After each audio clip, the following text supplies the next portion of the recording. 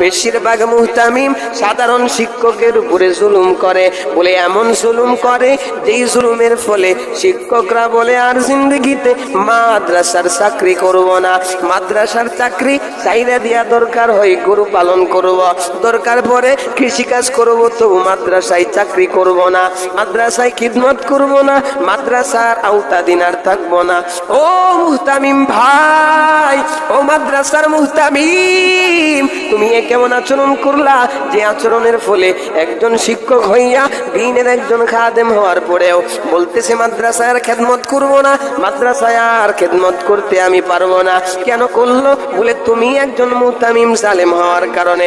মুহতামিম হইছো, আল্লাহ তোমার দায়িত্ব তোমার কাঁধে দিছে, অতএব কারণে জুলুম অত্যাচার করা যাবে না। বেগাইরে जो अमाल हो इखलास व तकवा बर्बाद तेरे जिंदगी आई हूँ से नजुरमा।